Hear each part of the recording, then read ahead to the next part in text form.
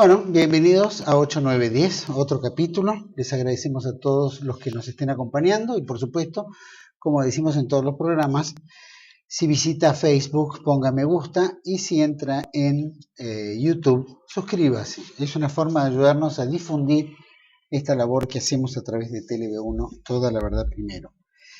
En breve, el día de mañana, hoy es martes, 19 de noviembre, mañana es 20 de noviembre, Día de la Soberanía Nacional. Es una de las razones por las cuales en este programa hoy vamos a exhibir una cinta punzó, reconociendo la época federal y desde luego las labores tan extraordinarias que ha hecho don Juan Manuel de Rosas en defender nuestra soberanía contra las tropas anglo-francesas, el bloqueo anglo-francés de 1945-48, que con eso ha librado el honor nacional para hacernos respetar de que las potencias extranjeras no podían hacer uso de nuestro territorio a piacere, sino que deberían pedir los permisos, etc. Por lo tanto, toda esa gestión le dio un gran honor a la Argentina por muchas décadas y fue uno de los temas más comentados en las cortes europeas, ¿no? Y especialmente también en los Estados Unidos y en Brasil. Sin duda, eso es lo que ha fortalecido nuestra identidad también. Rosa se dice que en alguna manera es el formador de nuestra identidad nacional, como argentinos, como Provincias Unidas del Río de la Plata y como confederados. Por lo tanto, tiene esa carga emocional y tiene ese valor que hoy en la Argentina está tan vapuleado, ¿no? Nuestras relaciones internacionales, nuestros derechos, nuestras virtudes parecen opacadas ante una política que no está colaborando en el enaltecimiento de nuestra nación. Bueno, hoy tenemos un invitado muy especial y para mí es un gusto presentarlo. Es escritor, periodista. Se desarrolló parte de su labor periodística en Radio Municipal de Buenos Aires, también en el diario Clarín. En el 79 se radicó en Washington para trabajar en el Banco Interamericano de Desarrollo y en la Organización de los Estados Americanos. En el 82 retorna a la Argentina y se incorpora a la redacción de la Agencia de Noticias Argentinas. En el 84 ingresó en ámbito financiero para hacerse cargo de la redacción política del Matutino. Tuvo su pasado en la Unión Cívica Radical y lo incorporó el gobierno peronista del 89 como secretario de Inteligencia de Estado en la CIDE. Cumplió funciones como embajador en Panamá y también lo hizo en Portugal. Después fue asesor presidencial hasta el año 98 y a partir del 2000 se dedicó a escribir libros sobre historia argentina contemporánea. Uno de ellos es tan conocido como es El Escarmiento, pero vamos a ir por puntos. Uno es La Misión Argentina en Chile, ¿cierto? Otro de los escritos, Nadie fue. Otro de los libros, Fuimos todos. Otro de los libros, Volver a matar, que fue en el año 2009. El Escarmiento, en el año 2010. En el año 2011 publicó 1982, el tema de la Guerra de las Malvinas. Y su última publicación del 2013 es La Trama de Madrid. Y para mí es un gusto presentarlo a Juan Bautista Joffre. Gracias, Tata, por estar aquí en el programa. Gracias a vos por la invitación. En el medio hay un bache entre el 2011 y 2013 que me dediqué en el 2012 a hacer los 20 tomos sobre Malvinas para La Nación. Mira. Fue un acuerdo entre La Nación, el diario La Nación y Sudamericana, así que vengo trabajando en los últimos años. Eso lo vas a completar un día. Ya está hecho. Ya está. Ya está, se salió a los kioscos, anduvo muy bien. ¡Ey! Tata, contame un poco, has tenido una vida bastante movida,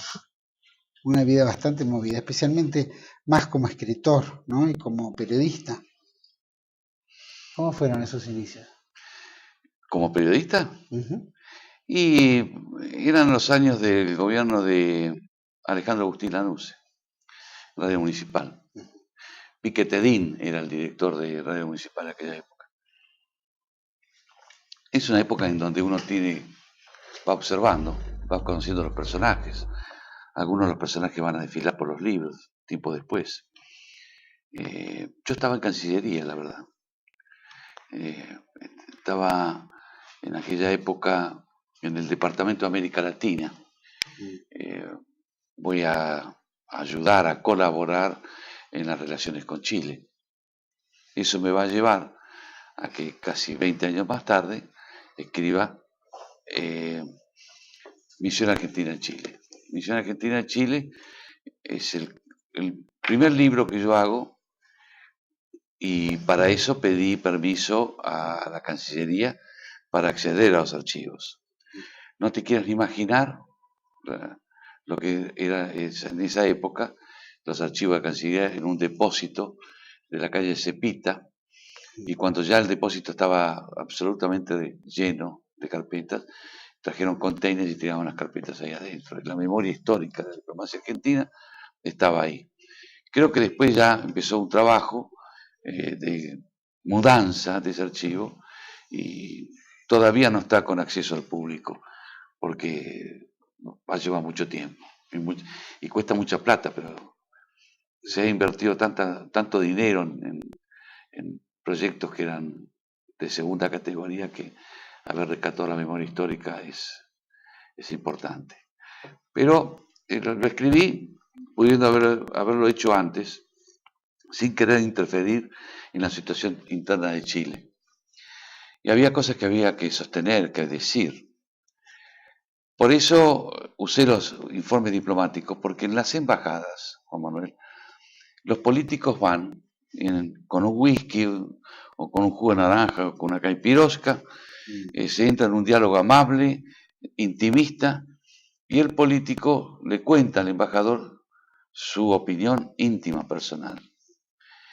Y ahí, y eso es lo que hay que decir, la opinión íntima, personal del político número uno de Chile de aquella época, que no era otro que Eduardo Frei Montalva, era que Chile iba camino al marxismo. Bueno, eso había que decirlo, eso está en los informes diplomáticos, están las conversaciones con Salvador Allende, las distintas instancias, está la cumbre de Salta, y al mismo tiempo la cumbre de Salta donde se firmó el acuerdo del Bigle, que iba a ser después deslegitimado por Argentina en el 77, 78, donde se eligieron 5 jueces para sacar de medio a la corona británica. La corona británica no podía ser árbitro en una situación como la del Bigle, teniendo nosotros un incidente en las Islas Malvinas. Bueno, y al mismo tiempo que voy haciendo eso, voy contando lo que ocurre en Argentina. Y eso va a llegar hasta el golpe. Es decir, Chile es un país que yo sigo de cerca hasta hoy, me interesa. No tengo el rechazo clásico de algunos personajes hacia Chile, y fue un libro que se editó en Chile. Acá en la Argentina vino de Sudamericana, Chile, hacia Buenos Aires, y se vendió lo que se pudo, porque tampoco fue una larga edición, fueron 5.000 ejemplares, pero yo tengo la sensación de que la izquierda lo escondió. La izquierda lo escondió porque contaba la verdad de lo que fue la presidencia de Allende, y que la verdad fue que fue un desastre. Ese es un libro que yo voy a escribir cuando me voy del gobierno de Menem, que yo me voy en el 97, a fines del 97, y en el 98 y 99 me recluyo en la cumbre. En el 98 me dedico a hacer un proyecto, si se quiere, ganadero, y yo no estaba preparado para eso, y me fue muy mal. Y en el 99 me senté a escribir este primer libro. Después bajo a Buenos Aires en el 2000 y a empezar a ver dónde me ubicaba, porque además de no tener ni un peso, hacía muchos años que estaba fuera de la profesión. Pero hacemos un gran salto, Juan Manuel.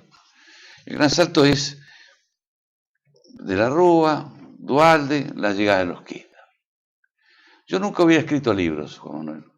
Me obligaron a escribir libros.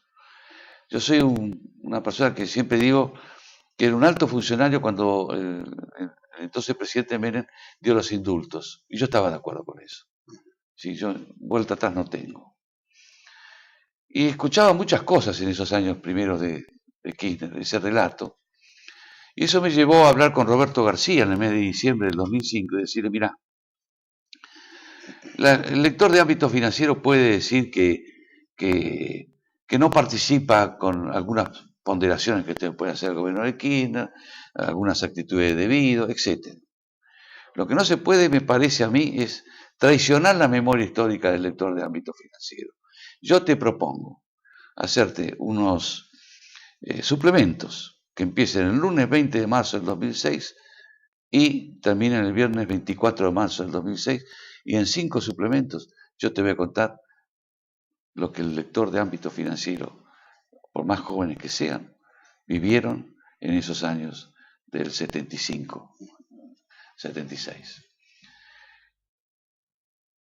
Le dije, vos sabés cómo van a reaccionar los diarios frente a este gran circo del 2006, donde se van a recordar los 30 años del golpe militar. Y bueno, nació entonces esos suplementos. Debo decirte con la mayor modestia que se agotó el diario, fue la última vez que se agotó. Ramos no entendía mucho qué quería Roberto García y el Tata Joffre, pero se agotó. Y ahí se dio el origen para un libro, que fue Nadie Fue. Debo decirte además que el primer ejemplar de Nadie Fue no es ese. El primer ejemplar es una edición de autor. Con el consejo de mi amigo Carlos Manuel Acuña fui a una editorial, a una imprenta, donde me hicieron, porque nadie quería ese libro, nadie quería publicarlo. Y fue un bestseller, un hecho rarísimo. Y los diarios no pudieron esconder eso. Es como una característica argentina eso, de que nunca fuimos, ¿no? Sí, el Nadie Fue es el título que me da un gran amigo mío que se llama Jorge Jacobe, que le cuento, mira Jorge, no estoy encontrando el título, porque estoy hablando de una sociedad que todo el mundo quería que se terminara el gobierno de Isabel, que se terminara el desorden, para no, si querés, personalizar el caos en que se vivía, en donde un Balbín le dijo a General Videla, terminen con esta agonía. Y como el proceso fue muy malo y terminó muy mal, ahora nadie quiere reconocer que estaba de acuerdo con el 24 de marzo del 76, que empezaba algo distinto. Me dijo, nadie fue.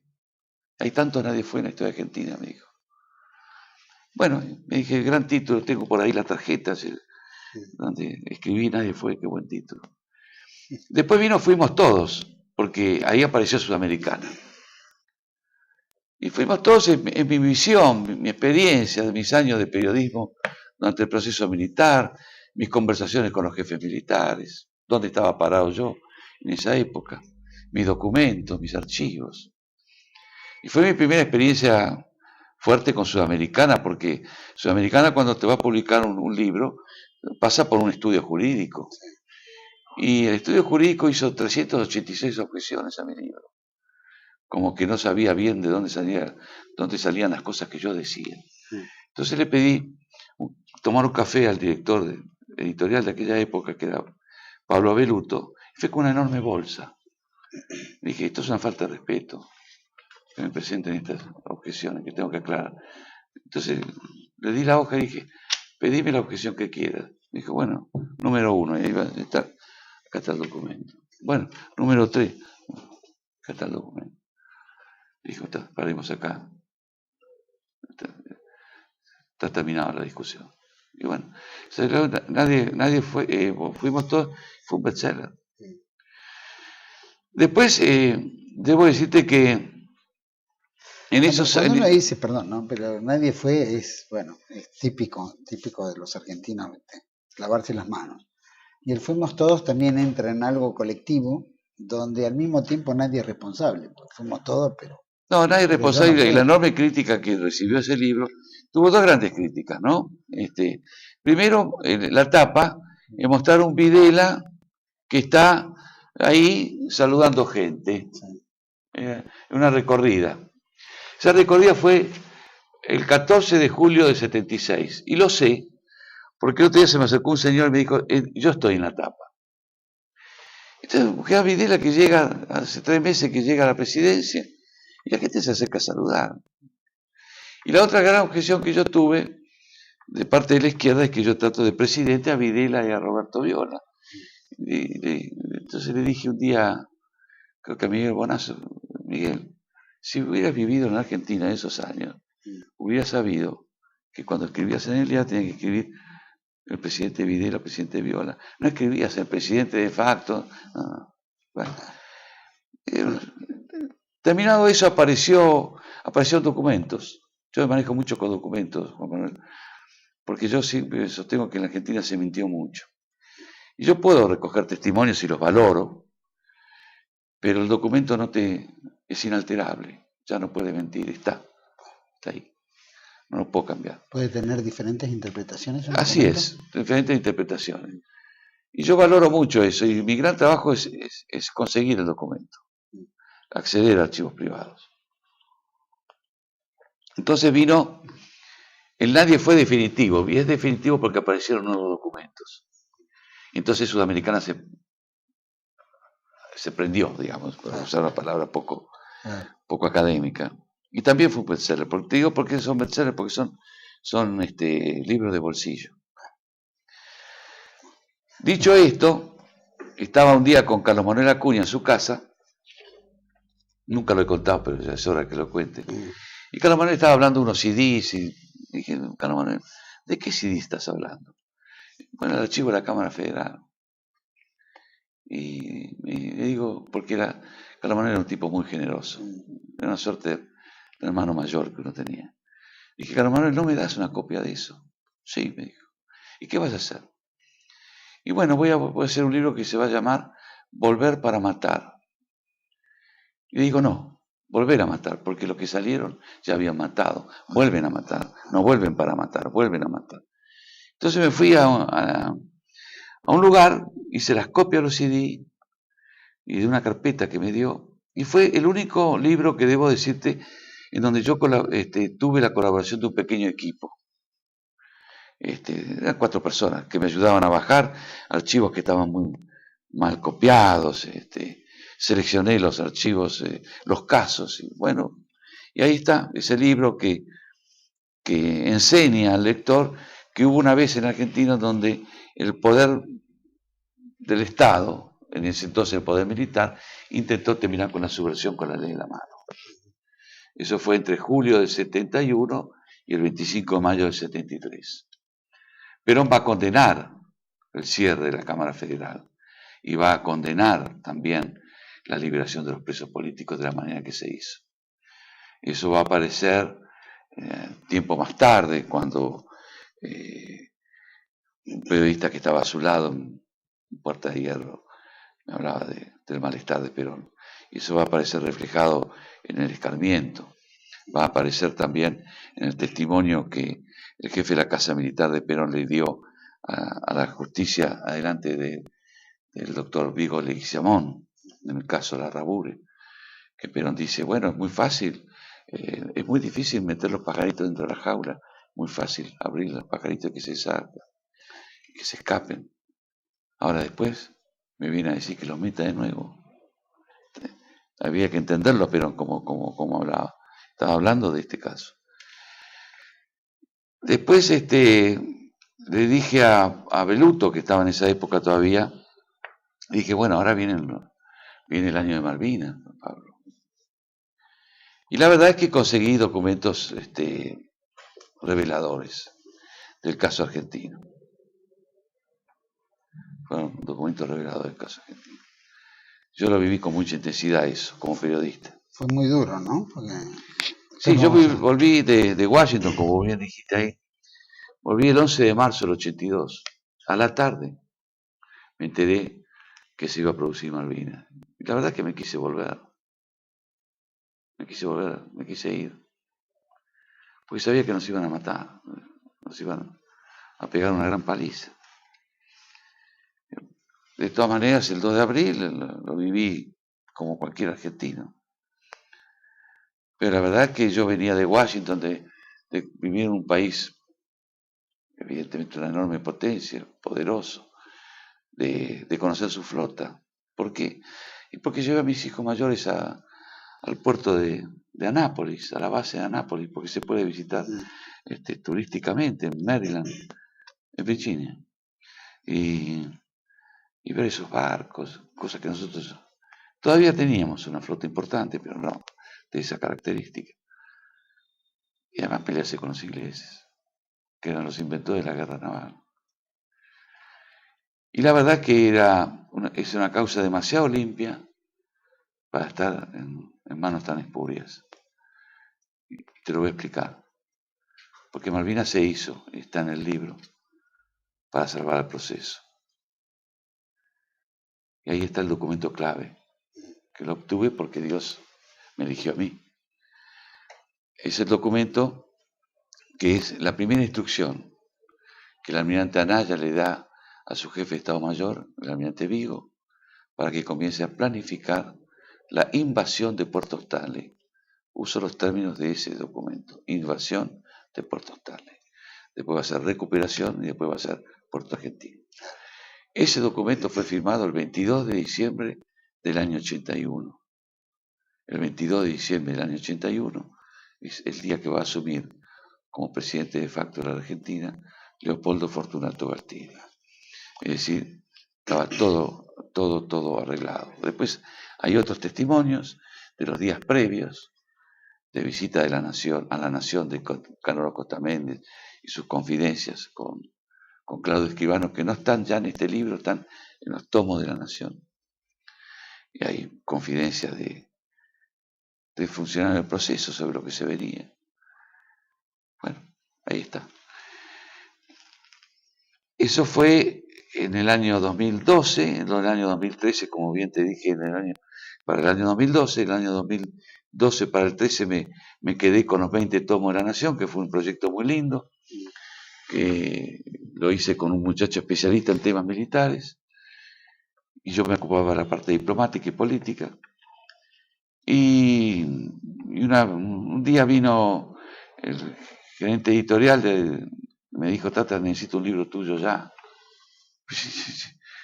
Si estoy en la calle, dije, tenemos los tomos de la Nación en los kioscos, mis libros están en la librería, ¿para qué querés otro libro? No, un libro tuyo ya, con otra con tu firma, otro tema.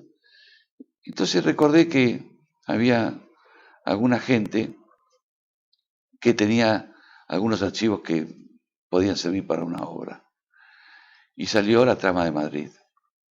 La Trama de Madrid es un libro donde fundamentalmente la gran participación va a ser de mi amigo Luis Sobrino Aranda, que es un diputado nacional. Acá está. Diputado nacional de peronista histórico, que es el depositorio del archivo de Jorge Daniel Paladino. Después va a aparecer otro amigo mío que vive en Estados Unidos, que se llama Héctor Villalón, que también me ayudó. Después va a aparecer la familia Jambí, con su archivo fotográfico y algunos de sus recuerdos en la mente de Beatriz Aedo. Después va a aparecer el archivo y los escritos de quien fuera el edecán militar de Perón, el teniente coronel Alfredo Díaz, que está en la tapa, dice que está sin gorra en la tapa del Escarmiento. Después va a aparecer un viejo archivo que yo tengo de hace más de 30 años, que es de Joseph Page. Joseph Page es un biógrafo de Perón, da clases en Georgetown. Y la verdad es que en esos años de Washington, te estoy hablando del año 79, 80, un amigo le dijo: bueno, estaba trabajando sobre Perón, me dijo: vos tenés que hablar con este tipo, algo tiene. Y yo, cuando me fui de Buenos Aires, Juan Manuel, yo me fui con todos mis archivos. ¿Cómo salieron? Es una incógnita. Adentro un container diplomático. Y atrás de esos archivos iban mi colección de la opinión de esos años. Yo tengo la opinión encuadernada, los primeros años. Así que vino Joseph Page, y entonces se sentó en un sillón de casa, en mi escritorio, y no solamente se llevó los diarios, también tenía documentos, también tenía la voz de Perón, de sus ministros, pues tenía archivos. Y cuando le di cartas de recomendación, lo ayudé en lo que pude. Y cuando terminó su libro, un día tocó el timbre de casa y me dijo, mira, no sé cómo pagarte. Bueno, no tenés por qué pagarme. Y me dio los archivos que él había usado del Departamento de Estado, que él tenía un acceso que yo no podía tener en esa época. Y lo guardé durante muchos años. Y han ido saliendo los distintos libros, porque comprende del año 64 al 73. Y bueno, la Trama de Madrid además tiene parte de mi archivo también que tengo. Cosas que vienen del Escarmiento. No quise hacer el Escarmiento, por eso el capítulo 7 son 40 historias, 40 fotos. Sí. Fotos inéditas de un Perón en la intimidad de Olivos o en algunos actos. Y en cada uno de los libros, además de los documentos, yo le cuento al lector dónde estaba parado. Porque es muy fácil hablar de estas cosas sin decir al lector, mirá, yo estaba acá. No tengo nada que esconder.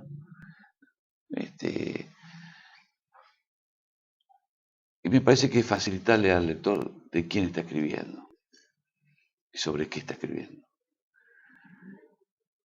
Me parece importante porque hay algunos que han hecho un relato sin contarle verdaderamente al lector de dónde vienen y dónde están. Eso es un recorrido por los libros.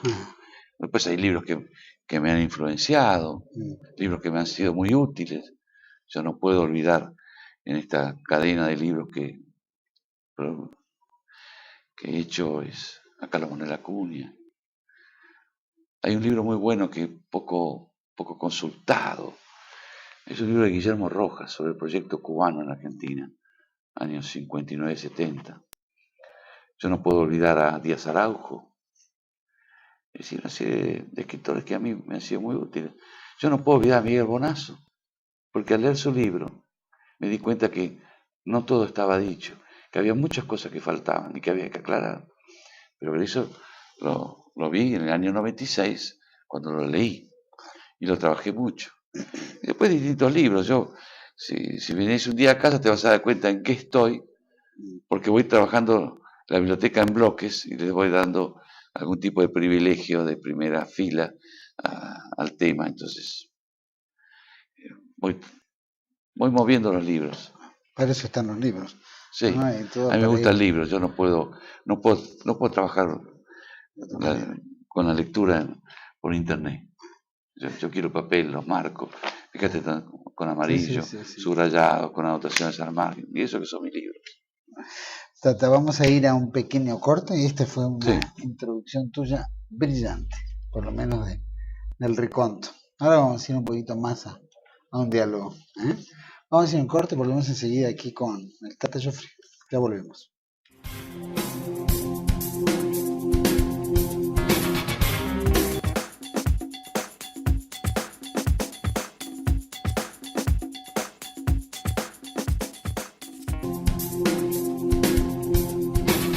Bueno, seguimos aquí en 8910 con el Tata Joffre y la verdad, Tata, que fue muy, muy interesante todo el desarrollo de tus trabajos. Yo quiero preguntarte expertamente, la mayoría de vos has dicho que has trabajado mucho en el tema de archivos, ¿no? Los archivos o archivos particulares o archivos de gente que te fue arrimando. ¿Tuviste también conversaciones con personajes que hayan tenido que ver en el asunto? Es decir, aparte de los archivos, ¿ha habido también testimonios? Sí, por supuesto, sí. Pero quiero contarte lo siguiente, para que veas en el mundo que estamos viviendo, en el clima que estamos viviendo hoy en Argentina. Para el libro La Trama de Madrid, hablé con gente que en aquellos años fueron muy importantes, que tuvieron conductas muy valientes frente al poder de turno, llámese López Rega, por ejemplo, que en esta ocasión me pidieron hablar off the record, por temor a tener un escrache de la cámpora el día de mañana, porque no gustara lo que podía decir. Pero ese es el clima que estamos viviendo en este momento. Entonces yo me imaginé siendo un periodista norteamericano o británico, en el año 85 entrando en Berlín, para volver a escribir sobre los últimos días de don Adolfo Hitler y hablando off the record con los alemanes. Un delirio, un delirio. Pero ese fue el clima con el que yo escribí este año, porque en realidad lo escribí en 3 meses, este libro. Este año y el año pasado, fin del año pasado, con algunos personajes de esa época. ¿Por qué crees que yo tengo una cierta simpatía por Isabel Perón ahora, después de muchos años de haberla, digamos, era muy chico, todos estábamos muy influenciados, se había gestado, ¿te acordás el desabastecimiento? Pero se habían tomado políticas de Estado muy importantes con respecto a los derechos en Malvinas, con respecto al tema energético, las negociaciones con Libia. Teníamos un aparato productivo muy importante, fabricaciones militares había avanzado mucho en varios de los proyectos, que ya venía con el impulso de Perón, es decir, teníamos un aparato de producción en marcha que no había obstáculos, podía haber inflación, pero no se adquiría deuda externa, por ejemplo, se quería, creo que Isabel Perón hizo toda la gestión para liquidar la deuda externa. Isabel se va con dejando 7.000 millones de dólares de deuda. Exacto. En realidad, el aparato estaba, pero la inflación era galopante, especialmente cuando estalla Rodrigazo, en junio-julio del 75, con aumento de 80, 100. ¿Vos crees que su propia incompetencia era... le cayó un gobierno de repente una responsabilidad que no esperaba? ¿Crees que había más una especie de ¿qué hace esta mujer que llegó de afuera y está ostentando el poder de la nación cuando hay otros que... Primero debo decirte que humanamente Isabel era una mujer muy digna, que soportó su cárcel con una enorme valentía, no lo doblegaron. Fue una víctima de la época y ella también sirvió para que fuera a ser una víctima. ¿Qué es eso?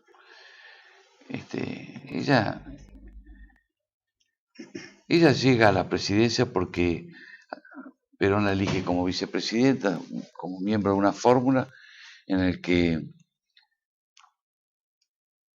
elegir a Isabel era elegir a Perón. Perón no se pronunciaba por ninguna de las 2 o 3 corrientes importantes que había en el peronismo. Estamos hablando de septiembre del 73, agosto-septiembre del 73, que es cuando Perón termina echando a Cámpora. Le cae eso encima, en un mundo de hombres, una mujer ahí, que no tenía una gran formación de estudio, pero que, como bien decís vos, supo tomar actitudes muy fuertes. Una de ellas es febrero del 75 en Tucumán, para terminar con la subversión en Tucumán. Pero ya la interna del peronismo había estallado, entonces Perón no estaba, era el que concentraba todo, el que consolidaba cualquier fisura que podía ocurrir frente a ese gigante, quien iba a contestarle algo. Y los que contestaron fueron los insolentes que se fueron. Y entonces Isabel no pudo manejar eso. Al margen de eso, había también una guerra civil en las calles, eso hay que decirlo. Una guerra civil intermitente, van a decir los montoneros, en abril del año 89, en un acta que se va a firmar en una escribanía. Son generosos, porque no fue una guerra civil intermitente, fue una guerra civil que había estallado mucho antes del 74, 75. Y para ser más precisos, es una guerra civil que también es internacional. ¿Y por qué es internacional? Porque participa en esa guerra un país terrorista extranjero que manda gente acá a la Argentina, y estoy hablando de la Cuba castrista, manda gente a la Argentina o instruye a argentinos a venir a matar a la Argentina. Entonces, ningún país sudamericano padeció lo que padeció la Argentina de la década del 70. Pero Isabel fue eso, yo la conocí, te vas a dar cuenta por la trama de Madrid, por algunas cosas que ella me contó. Si querés te digo más, yo era vocero de prensa de Menem en la campaña, el año 88 yo le dije, mirá, Carlos, vos tenés que almorzar con la viuda de Perón. Sos el candidato. No, sus asesores no habían meditado eso. Dijo, ¿me lo puedes arreglar? Sí, con todo gusto. Y fui a la oficina donde ella estaba, estaban con sus dos asesores, y tuve una larga charla con ella, de 3 horas. Así que ahí acordamos dónde iba a ser el almuerzo, cómo iba a ser el almuerzo, que en determinado momento, cuando yo guiñara un ojo, los que estábamos ahí de acompañantes nos íbamos a levantar para dejarlo a solas. Y fue así como la conocí a Isabel, y después creo que la vi en alguna otra oportunidad. Y algunos personajes que he conocido, sí, claro. A Fimenich lo conocí, a Perdía lo conocí, a Bacanavaja lo conocí, a Martín, el sucesor también lo conocí, a Videla lo conocí en el año 2006, recién en el año 2006. A ver, bueno, Galtieri lo conocí, está claro, el reportaje en Clarín en abril del 83. A Viola nunca, no lo conocí para estos libros, lo conocí una vez en un almuerzo, con mucha gente. Y después sí, los personajes, los que están vivos los he conocido, he tenido la suerte de dialogar con ellos. ¿Tu impresión de Isabel cuál fue cuando tuviste esa conversación de 3 horas? ¿Que era negociar nada más que se sentara con Menem o habías descubierto algo más? No descubrí nada más, no descubrí nada más. Yo creo que Isabel hay que dejarla tranquila, que viva sus tiempos en España lo más feliz que pueda. Rechazo profundamente el proyecto kirchnerista de traerla a ella, haciéndola responsable de las 3A. Me parece una canallada. Porque en el fondo lo que los kirchneristas quieren, el kirchnerismo quiere, es traerle a Isabel, porque en el fondo lo que quieren es llegar a Perón. Porque ellos desprecian a Perón. Ellos desprecian a Perón. No lo quieren a Perón. A Perón lo sacan a pasear cada vez que hay una elección. O cantan la marcha peronista al final de un acto en una campaña electoral. Si no, no lo quieren a Perón. Ellos lo despreciaron, lo combatieron. Ellos le dijeron que el poder político pasaba por la boca de sus fusiles y Perón estaba acá después de muchos años de lucha de mucha gente que ellos no reconocen, porque ellos no reconocen la resistencia peronista. Entonces yo no molestaría más a Isabel. Si bien Isabel la trató como una expresidenta, con un gran respeto, la invito a Olivos, lo que ella necesite, si yo fuera presidente. Pero nada más, no me pidan que dicte una cátedra porque no lo va a hacer. Además está grande. ¿Que escriba memorias? Me encantaría sentarme con ella a escribir sus memorias. Ningún presidente argentino escribió sus memorias. Alfonsín, digamos. Alfonsín escribió sus memorias. Pero tenés razón, Alfonsín es una anécdota. Quizás las memorias de Menem no las escriba Menem, las escriba yo. Por lo menos va a ser muy largo, de ese Menem que yo conocí. Y discúlpame que me ponga en primera persona, pero yo no era del peronismo. Ese Menem que conocí, esa caravana, ese impacto de la gente, esa campaña interna que fue una epopeya, porque fue un hombre con la gente que le ganó una estructura partidaria. Eso un día hay que contarlo. Cómo se gana la elección presidencial. Los problemas en mi casa. Mi hermano era jefe de campaña de Ángelos, yo era vocero de prensa de Menem. De alguna manera eso repercutió, o ya no existe, está todo, por suerte, olvidado. El Menem que triunfa, yo estoy a su lado esa noche en La Rioja. Los consejos que recibió de quedarse en La Rioja. La carpeta que le dio el cardenal Primatesta, con algunos párrafos que podían ser muy útiles para su discurso de aquella noche. La elección de sus ministros, por el porqué de cada uno. Eso, no sé, por ahí un día lo cuento. Capaz que, bueno, de todo eso de la campaña seguramente él fue muy, muy claro en decir, sí, a mí no lo voy a defraudar, pero en realidad defraudó a todo el peronismo, defraudó a muchos sectores. ¿Vos percibías que de repente Menem tenía una doble personalidad? Es decir, lo que quiero mostrar es esto para llegar al gobierno, pero una vez en el gobierno... No, él no me dijo nunca en privado que iba a ser lo que finalmente hizo. Sí fui recibiendo algunas señales, por ejemplo, un día en Callao 240, estaba comiendo unos huevitos de codorniz que a él le gustaban, y llegó Raúl Cariñano, que era un dirigente de Santa Fe. Le dice, mira Raúl, haceme un trabajo, hacete un estudio sobre la marcha de los ferrocarriles, porque yo no voy a pagar $1 millón, $1 millón de pesos diarios de déficit. Eso dicho en un peronista impactaba. ¿Y esto de dónde sacó eso? Cuando yo termino la reunión en donde Menem va a cerrar el plan Bunge-Bón en La Rioja, yo llevo a Rapanelli y a Carlos García Martínez y le explican ahí. Antes, previamente, le digo, Carlos, nosotros no sabemos nada de economía. ¿Me permitís que lo llame el negro Herman González? Y él me dice, pero yo puedo. Le dije, vos sos el dueño de casa, vos recibís con quien se te da la gana.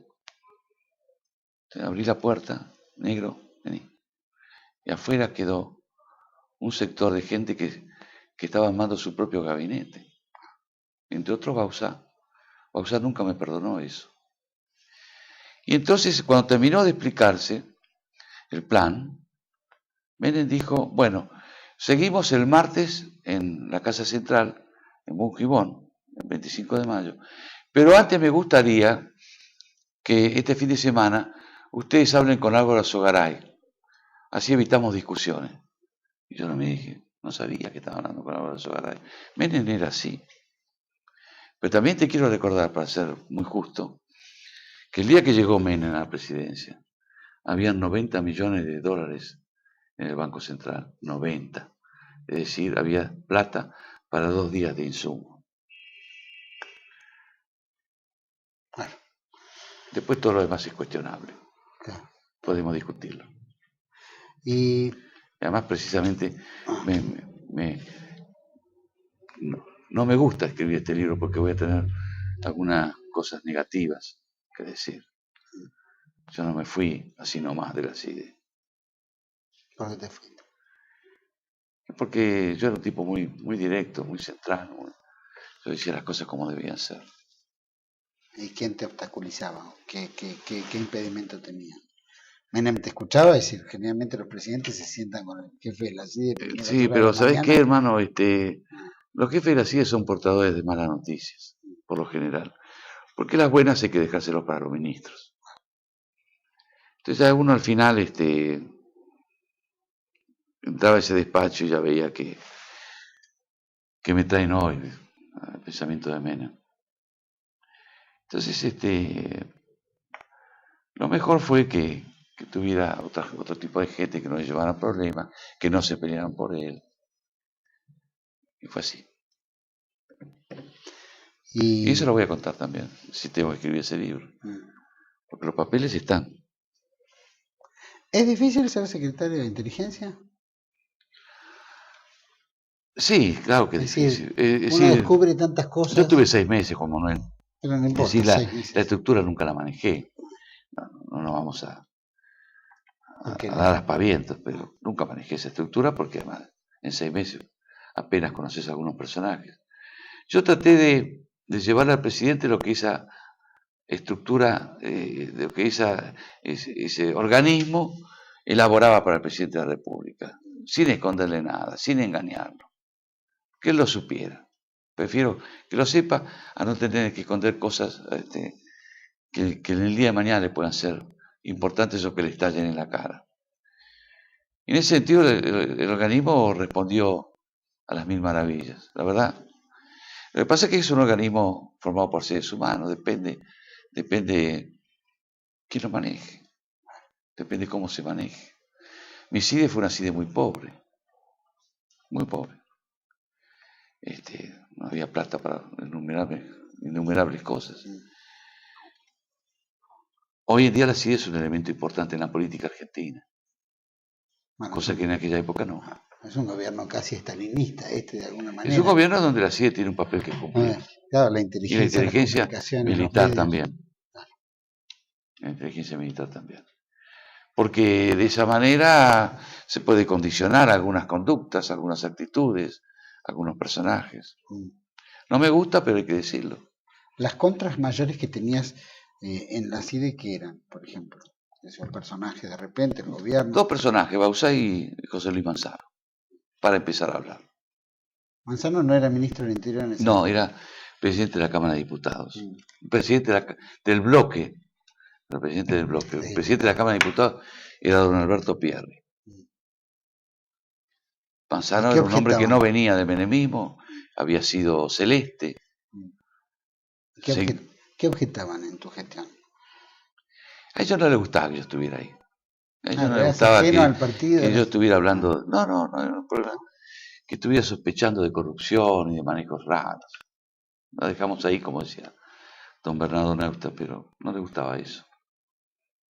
¿Te desanimaste de alguno en particular? Es decir, alguien que capaz que conozco, sí que no conozco, 6 meses no te dio mucho tiempo, pero bueno, también es tiempo, ¿no? No me desanimé de nadie. ¿No? No. Todos eran tertulianos. Pero conocí quizás a los guantes del lado de la costura. Yo me acuerdo una vez que conversamos aparte y un día me dijiste, con respecto a, bueno, que después vamos a ir a 1982, me dijiste que fuiste uno de los principales estimuladores en la firma de un acuerdo con Inglaterra. Y que habías recomendado al presidente de la Nación, Menem en esa época, solucionar el problema europeo a través de un acuerdo con Inglaterra. Y ahí salen los acuerdos de Madrid. En realidad, es una manera de decirte, yo fui el que le recordé a Menem los consejos que recibió en Europa. En octubre del año 88, Menem viaja a Europa como candidato a presidente del justicialismo. Va a visitar España, va a visitar Francia, va a visitar Alemania y creo no olvidarme de nadie. Italia. Mirá, Juan Manuel, en los 4 países, en casi todos los diálogos yo estuve presente. Como te imaginarás, yo era un tipo de tercera línea que debía permanecer callado. Lo único que hacíamos después es conversar con Menem lo que se había escuchado y macerarlo. El más importante era Mario Cámpora, que acompañaba también, está integrando la delegación. Los españoles, Mitterrand, Chirac, los alemanes, le dijeron, señor, cierre esto con Gran Bretaña porque le está dificultando la entrada a la Argentina en Europa. No solamente eso, yo te podría contar que Chirac se tomó su tiempo para contarle cómo era Margaret Thatcher, con la que él se iba a enfrentar. Esa Margaret Thatcher que todavía gobernaba en Inglaterra. Y yo nunca olvidé esos consejos. Yo no pedí bajarnos los pantalones ni reconocer la soberanía británica en Malvinas. Lo único que dije, no hay que olvidarse de esto. Claro, no tener en cuenta.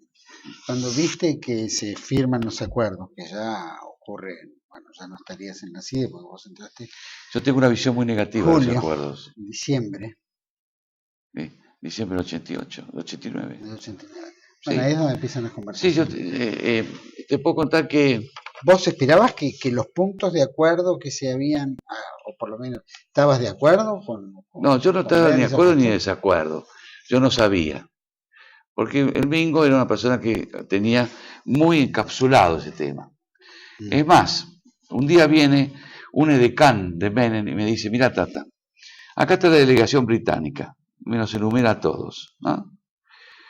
Como ese señor había sido jefe de inteligencia naval, me dice, este que está acá es de la inteligencia británica. Nosotros aquí vamos a poner en nuestra delegación que pertenezca a la inteligencia argentina. Me sacaron volando. No tenía ningún problema. Bueno, no quieren que vaya yo, no voy yo. Va un funcionario. ¿Qué quieren? ¿Que vaya un oficial del Servicio de Inteligencia Naval? Que vaya. No aceptaron nada, no querían testigos. ¿Y eso crees que es una gran traición? Evaluándolo. No digo, yo no hablo de traiciones. Digamos a la patria, porque al final de cuentas estamos manejándonos en información y el desguace militar y un montón de cuestiones que también El son lenguaje militar va a complementos. venir por otro lado. Va a venir en la primera entrevista de Menem con el presidente de Estados Unidos. Está el borrador de sus conversaciones. ¿Sí? El proyecto Cóndor. ¿Vos crees que Si es un acto de... se hizo bien. ¿Sabés lo que pasa, Juan Manuel? Que para hablar de estos temas hay que pararse siempre en la época que se está viviendo. Y la verdad que la Argentina era impredecible. Había roto todo los últimos 30 años. Pero en los últimos años había tenido una dictadura militar muy fuerte, que fue un fracaso, que se fue con una guerra con la NATO, con Washington. Después vino Alfonsín, que se fue 6 meses antes, cuyo presidente, el doctor Raúl Ricardo Alfonsín, retó en los jardines de la Casa Blanca en 1985 a Ronald Reagan por su política en Centroamérica. Un país devastado como la Argentina va a meterse a pelearse con Estados Unidos por la cuestión centroamericana. Entonces los americanos estaban muy, muy preocupados por esa arma. Yo lo hubiera condicionado. No sé, yo creo que no se negoció. Yo condiciono. Como hizo Getúlio Vargas. Es que muchas veces como hizo Getúlio Vargas. El 28 de enero del año 43, que es un día que a mí va a marcar mi vida, a pesar de que no había nacido, Getúlio Vargas y Roosevelt se encontraron en Natal. No fue una cosa así nomás. Getúlio dejaba a su hijo en Río de Janeiro, que estaba muriendo de parálisis infantil, para ir a encontrarse en Natal con un presidente que ya había pasado por la parálisis infantil. Hablaron en francés, porque los dos sabían francés. Pero en un momento determinado, cuando Brasil accede a dejar sus bases aéreas a disposición de los aliados para llegar más rápido al norte de África y derrotar a Rommel, Roosevelt, como premio, como contraprestación, le dice: yo le hago Volta Redonda. Volta Redonda es la madre de la industria pesada brasileña, la siderurgia. En 5 años, le digo. No, dijo. Yo te lo digo, no. No, 5 años, no. En 2. Lo quiero en 2. Y así, Estados Unidos, mientras sus habitantes entregaban en grandes canastos los pomos de pasta de dientes acabados para que volvieran a la industria de la guerra, Estados Unidos estaba ayudando económicamente a Brasil en Volta Redonda. Eso es negociado. ¿Sí? ¿Vos querés que yo baje el cóndor? Bueno, yo necesito tal cosa. Entonces no bajo el cóndor. No se negoció nada. Vamos a ir a un pequeño corte. Volvemos aquí con el Tata Joffre más sobre sus libros, publicaciones, experiencias. Ya volvemos.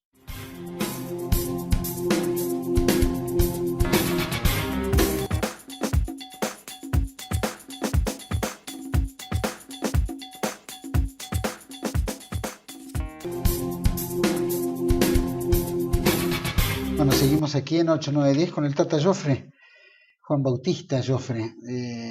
Mira, es tan interesante. Antes que vos me hagas una pregunta, quería explicarte una visión que yo tengo de los personajes que llegan al poder, porque fundamentalmente estamos hablando de gente que llega al poder.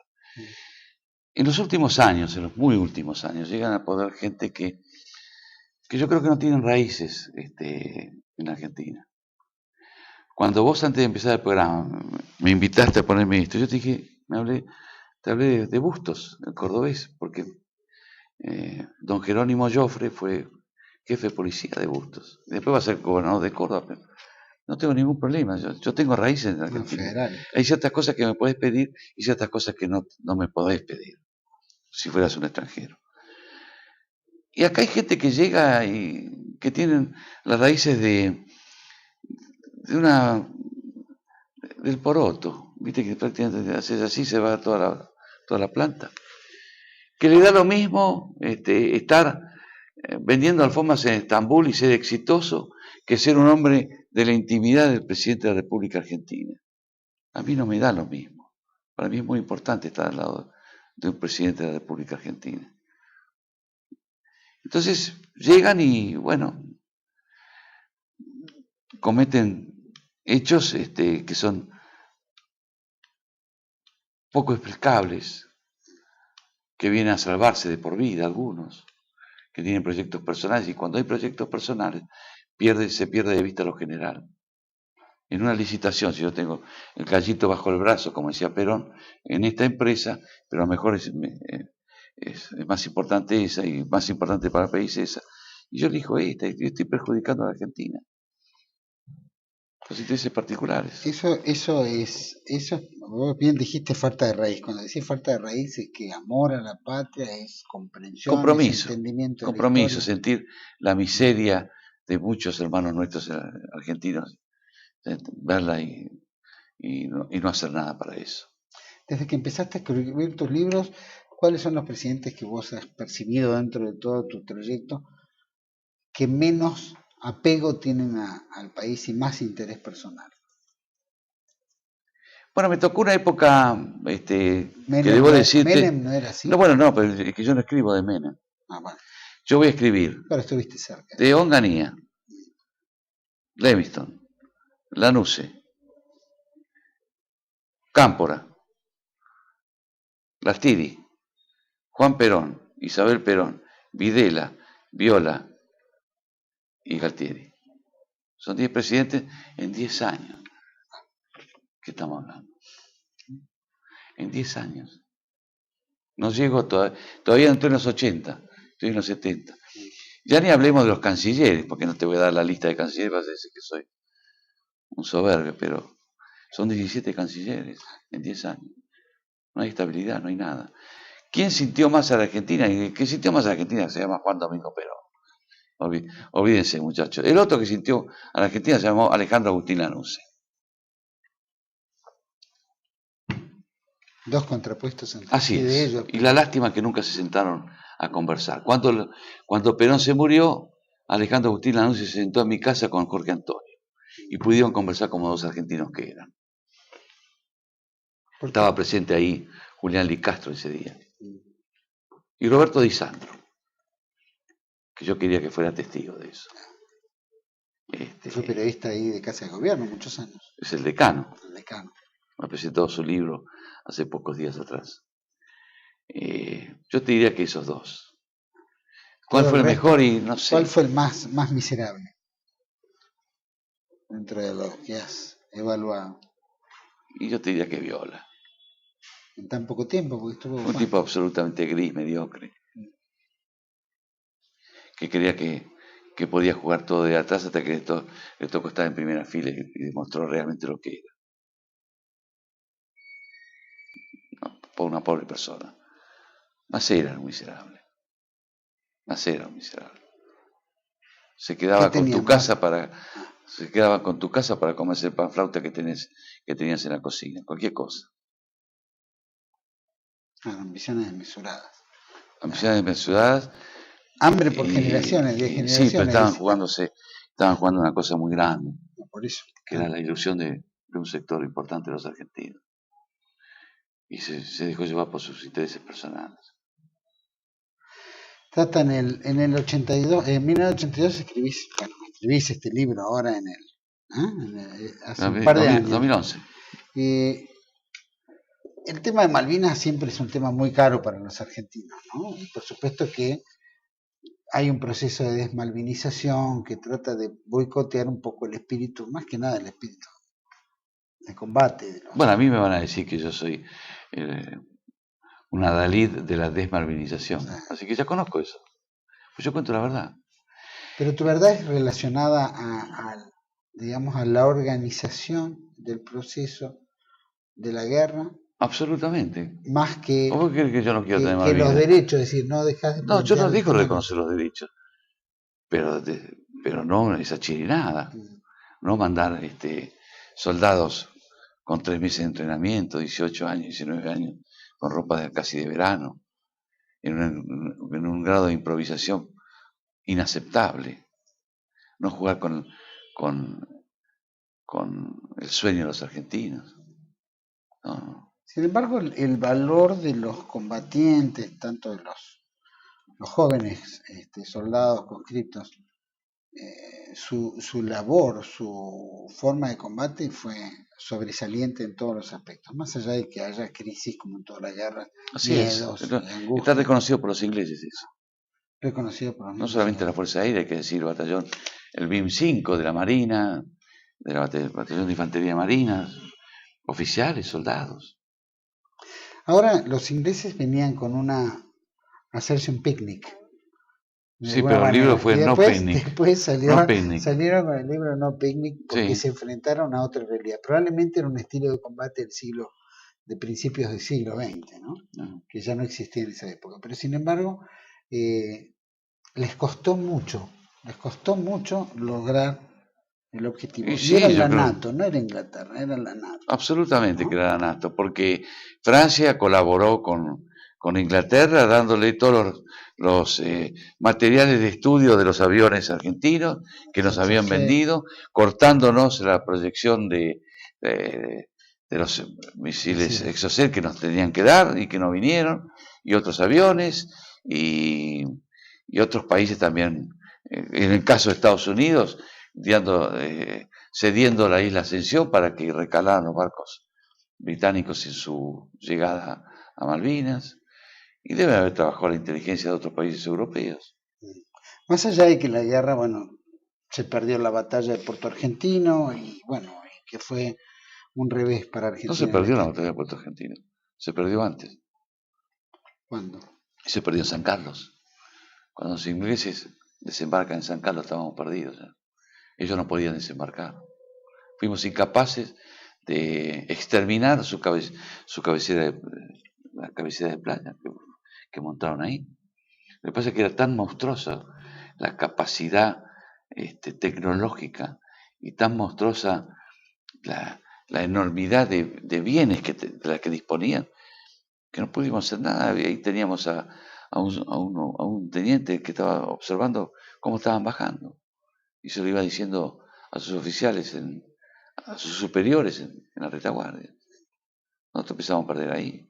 Después es que hayamos hundido barcos, me parece muy bien. Pero una vez que pusieron pie en tierra no se fueron. Nos querían echar, y nos echaron.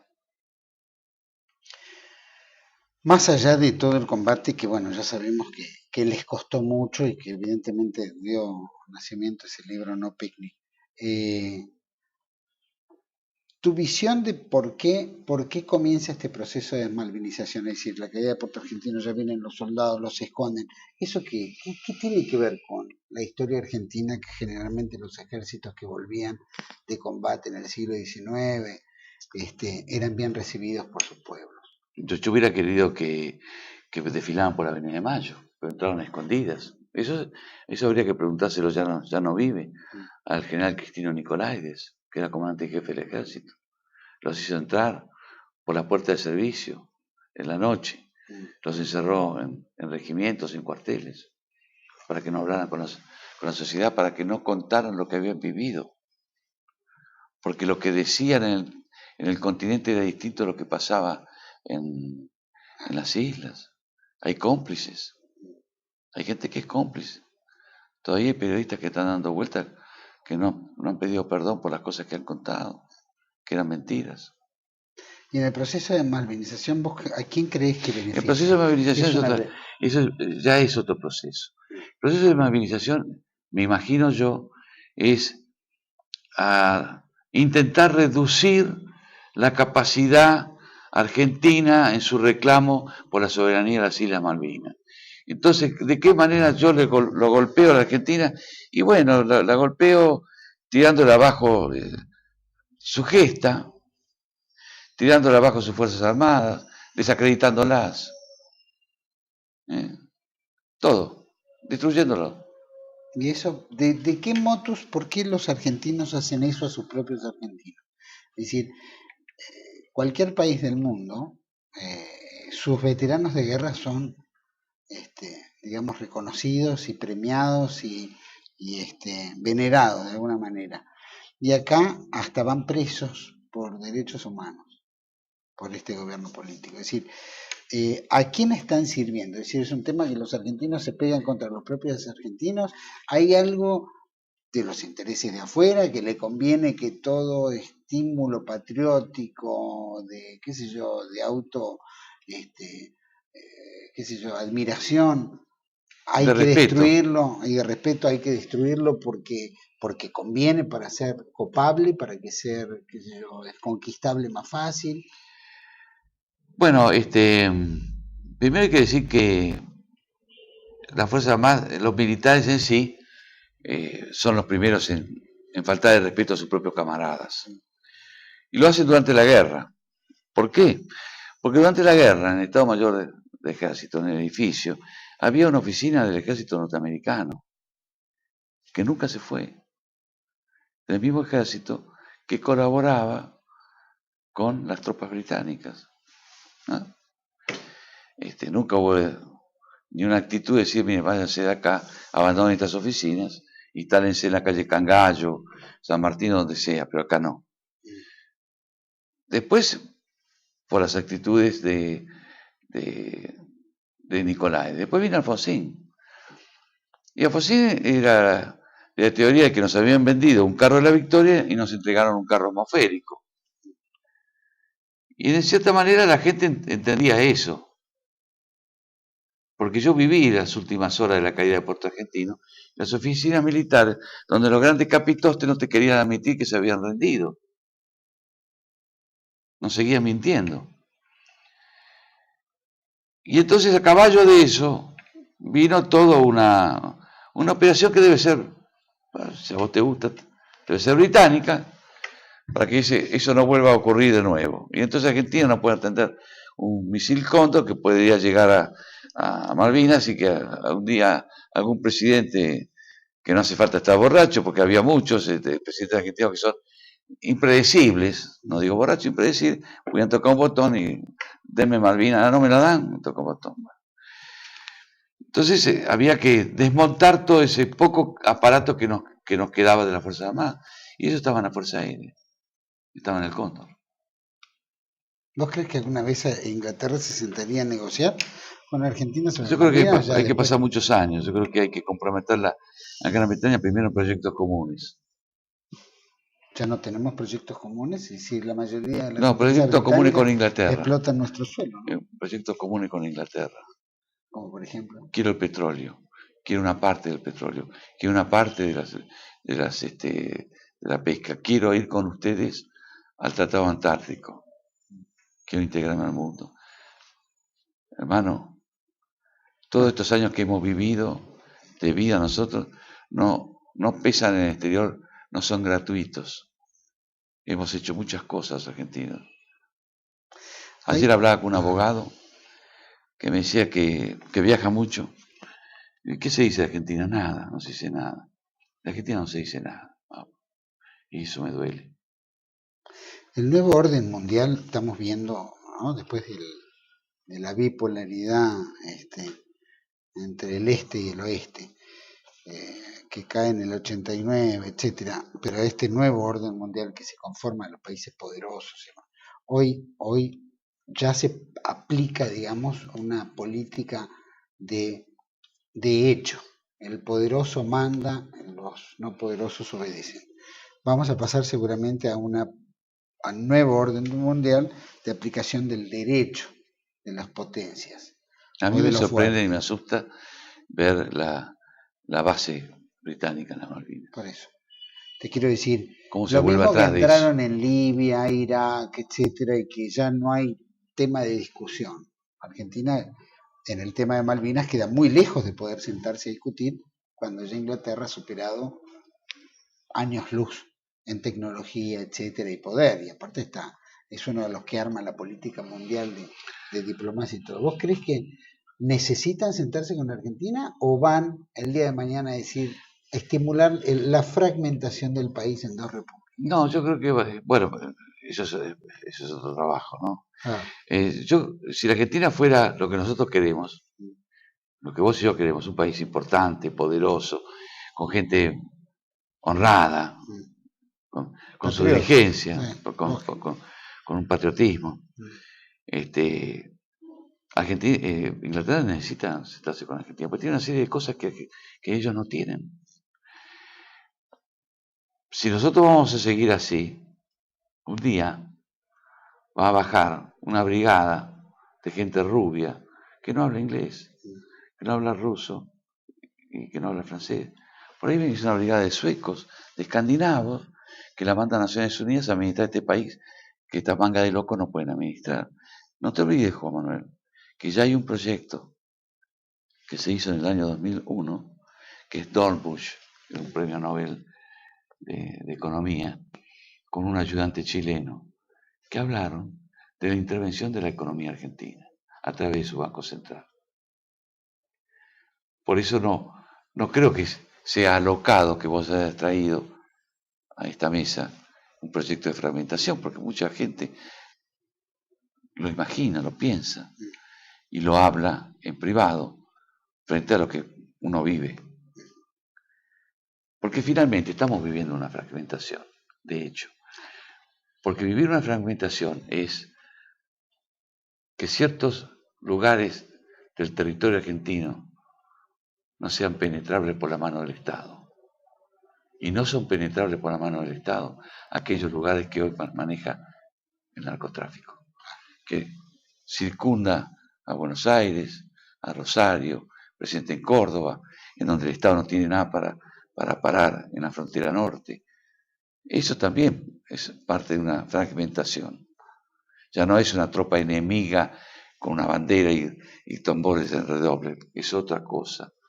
Es una banda de asesinos. Lo que entendemos es que para poder yo quedarme con lo tuyo, tengo que hacer un entorno tan conflictivo contigo para poder quedarme yo con tu saco, supongamos. Sí. En el tema de la Argentina, creo que estamos como viviendo en eso, ¿no? Que los ingleses fortalecidos en Malvinas ya deciden sobre la Antártida. De hecho, le han puesto Reina Isabel al territorio nuestro antártico y chileno. De hecho, han estimulado, qué sé yo, que un gobernador como Kirchner llegara a la presidencia de la Nación cuando es vecino su provincia con las Malvinas. Claro. Y más allá de la isla de Tierra del Fuego, pero es un sector de la Patagonia que siempre fue ambicionado por muchos sectores, especialmente para el establecimiento del Estado judío. Pero pregunto, ¿no? Como vamos cada vez más en conflicto y vemos que el narcotráfico avanza por un lado, no tenemos fuerzas armadas, pesca a quien se le da la gana en territorio argentino, las empresas extranjeras explotan nuestros minerales, petróleo, qué sé yo, y no pagan nada y se lo llevan. Tenemos todos gobernadores ladrones, tenemos un gobierno político que es, bueno, que es lo que es, la fragmentación, el enfrentar la sociedad permanentemente. ¿Alguien está beneficiando? Pregunto, sí. ¿Vos ves lo mismo que vemos nosotros? ¿O veo yo? Sí, observo lo mismo. Yo creo que participan en eso miembros de la dirigencia política argentina para beneficio personal. Yo no estoy tan de acuerdo con ese pensamiento nacionalista donde ven una conspiración internacional contra la Argentina. Creo que nosotros somos muy responsables también de lo que nos sucede. Bueno, es como Malvinas ocurre, llegamos a esta categoría porque es una decisión que se toma en el año 82. Los ingleses estaban con ganas de dejarla, no sabían qué hacer con eso. Perón ya había recibido en junio del 74 una oferta, le dijo a Vinies, acepte. Pero después vino Isabel y no tenía el poder que tenía Perón para decir a los argentinos, miren, no tengo, esta es la solución. Entonces tuvimos el destino no fue afecto con nosotros. Mirá, hermano, el domingo 9 de septiembre del año 73, un señor que no había sido conspirador recibió a las 4 de la tarde en Santiago de Chile la visita de 3 o 4 personas. No era conspirador, esa mañana había estado con Salvador Allende. Estaba festejando en su casa el cumpleaños de Jacqueline, su hija menor. Estoy hablando de Augusto Pinochet Ugarte. Y le dijeron una notita de Valparaíso, de Toribio Merino, que era el verdadero conspirador, que le dice: Augusto, la hora H, tal hora, firma acá si estás de acuerdo. Era la única persona en Chile que podía tratarlo de Augusto porque había sido compañeros en el colegio primario. La primero que hizo Pinochet fue mirarlo y decirle a Lee, que estaba presente ahí: podemos morir en esto. Sí, claro que podemos morir. Esa mañana, en el teatro, en el Estadio Nacional, Carlos Altamirano, secretario general del Partido Socialista de Chile, había llamado a crear 200.000 Vietnam al estilo Che Guevara en Chile, y que iba a seguir con la infiltración a la Marina. Ese hombre dubitativo del 9 de septiembre, el martes 11 de septiembre, es un comandante en jefe. Nosotros no tuvimos eso con Videla. Fue un poder fragmentado que llegó a la Casa Rosada. Fragmentado primero por una junta militar de 3 personas y fragmentado después por las internas militares, duros y blandos. Eso tenía que terminar en anarquía como terminó. Y Videla no mandaba. Y en Chile sí mandaba una persona. Entonces, ahí te quiero decir que el destino no fue poco afecto. Yo siempre digo que pelearon mal, pero le ganaron al proyecto cubano en Argentina. Pelearon mal, porque yo hubiera firmado. Pero gracias a ellos, el proyecto cubano no progresó en Argentina. Gracias a ellos y al peronismo y a Perón. Perón vino a la Argentina a terminar con el proyecto cubano. Y se lo dijo muy claramente. Entonces, en los momentos vitales, centrales, nos faltó un gran dirigente. Nos faltó un gran dirigente. La gente soñó con Menem. Lo tuvimos. Y Menem no falló. Por lo menos lo tuvimos a Perón, pero se ve que después Perón, faltaron otros. el Perón que vino era un Perón cansado, que vino a morir. Es un Perón que el 20 de junio del 73 va a caminar por su jardín a despedirse de lo que él había hecho ahí en 10 años, en Naval Manzano 6, porque sabía que no volvía. Hay que ser eso, ¿eh? Sí. Yo me vuelvo, sé que me voy a morir, que esto adelanta mi muerte, pero yo vuelvo. Y Perón volvió. Me van a decir por ahí, sí, bueno, vino con la ayuda de esto, sí, pero él volvió. Tata, fue riquísima esta conversación, esta charla. La verdad que te agradezco muchísimo. Vamos a tener más charlas en el futuro. Creo que vale la pena ir desmenuzando muchas cosas. Yo me alegro de que hayas venido acá a 8, 9, 10.